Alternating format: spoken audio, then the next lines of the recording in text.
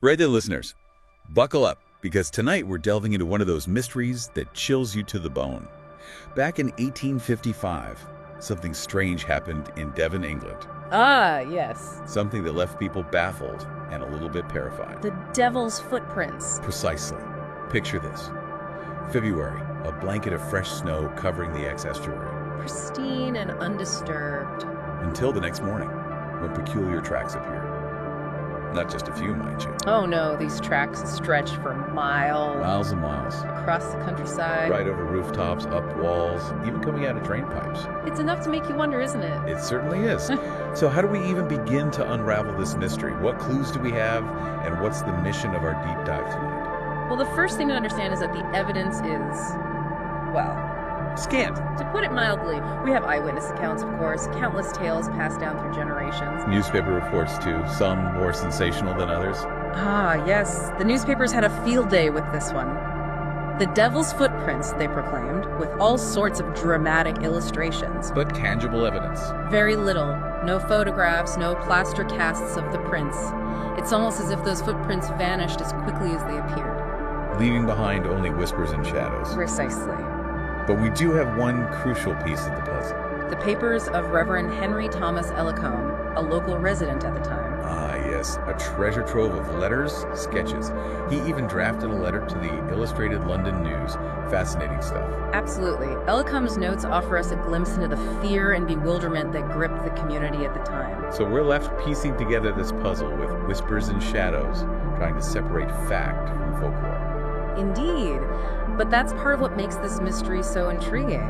The lack of concrete proof only fuels the imagination, leaving room for all sorts of theories to take root. Both rational and fantastical. So let's dive into those theories, shall we? What did people believe was behind those bizarre footprints? Well, brace yourself, because one of the most popular theories is surprisingly mundane. Oh. Do tell. Hopping mice. Mice? Really? Yes, really. The way they bound through the snow can apparently create impressions that, at a glance, might resemble a cloven hoof.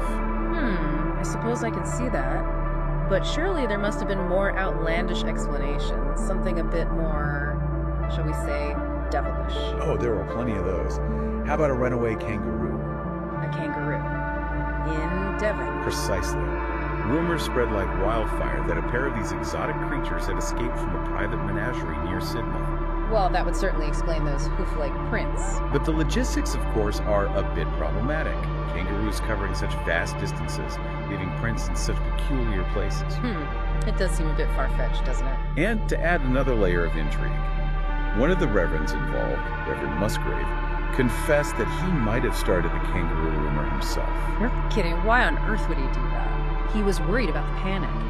You see, people were genuinely terrified, convinced that the devil was on the loose. And he thought a more earthly explanation, even one as outlandish as escaped kangaroos, would calm everyone down. Precisely. A little white lie for the sake of public order. A clever ruse indeed. But hopping mice and phantom kangaroos are only the beginning. There are even more intriguing theories to explore. Oh, do go on, I'm hooked. Well, one prominent biologist at the time, a chap named Richard Owen, proposed that the culprit might be a badger. A badger? Now that's a new one. But wouldn't their prints be more paw-like? Owen argued that badgers walk on their whole foot, which could create those curious hoof-like impressions. I see. And their nocturnal habits would certainly explain their presence under the cover of darkness. But could a badger really cover 40 to 100 miles in a single night? That's the question that haunts the badger theory. They're persistent foragers, yes, but that's a remarkable feat, even for a badger. Perhaps we need to consider something truly out of the ordinary. Perhaps. How about this? A runaway experimental balloon accidentally released from the Devonport dockyard. A runaway balloon. Picture it, dragging shackles on its mooring ropes, drifting over the snowy landscape. Those shackles, my friend, could have created those enigmatic markings. Now that's a theory worthy of a penny dreadful. But wouldn't a balloon that size have gotten snagged on something? An excellent point. And the seemingly deliberate path of those footprints. It's difficult to reconcile that with a drifting balloon. It seems like every theory we uncover, while fascinating, raises more questions than it answers. That's the nature of the devil's footprints, a puzzle within a puzzle. But perhaps by examining these theories closely, comparing them, contrasting them, we might find a glimmer of truth in the shadows. And who knows, perhaps there's a connection to similar incidents reported in other parts of the world. Oh, you mean like those strange animal tracks discovered in the Scottish Highlands back in 1840? Precisely. Or the 1855 report from Heidelberg about those unexplained marks on a Polish sandhill. They appear every year, you know. Fascinating. So this wasn't just a one-off event then. It seems there's a history of these sorts of mysterious occurrences popping up all over. Indeed. And even more recently, in 2013, a trail of hoof-like marks appeared in Girvan, Scotland. Some believe it was a hoax, mind you. A hoax? Well, I suppose that's always a possibility. But it certainly adds to the mystique, doesn't it? So where does that leave us? With all these theories swirling around like a thick fog, which seems most likely? I wouldn't dare venture a definitive answer. Perhaps the truth lies somewhere in the convergence of those theories, a mix of misidentified animal activity, peculiar weather phenomena, and a dash of human imagination thrown in for good measure. Or perhaps Something else entirely. something that defies our current understanding. Something that lurks just beyond the edges of our perception. Now that's a truly chilling thought. Indeed. And that's the power of the devil's footprints, isn't it? They remind us of the limits of our knowledge. The vastness of the unknown. And the enduring allure of the unexplained. Now, before we delve further into this chilling tale, we want to hear from you, our listeners. What are your initial thoughts on the devil's footprints? Which theory resonates most with you? What other explanations might we have overlooked? Share your thoughts, your theories, your chills, and let's unravel this mystery together. It's a tale that captures the imagination, doesn't it? It certainly does. Those devil's footprints appearing out of nowhere on that snowy February night. A true enigma. And it's interesting how a simple set of tracks in the snow can spark such debate and speculation. It says a lot about us, don't you think? Oh, absolutely. Our innate desire to make sense of the world, especially when faced with inexplicable. Of course, we can't forget the role of the media. Ah, yes. The newspapers. They certainly didn't shy away from sensationalizing the story. The devil's footprints splashed across the front pages with all those dramatic illustrations. Fanning the flames of fear and fascination. Precisely. And speaking of fanning the flames, didn't we mention earlier about one of the reverends trying to downplay the whole demonic angle? Oh, that's right. Reverend Musgrave. He was quite troubled by the escalating panic.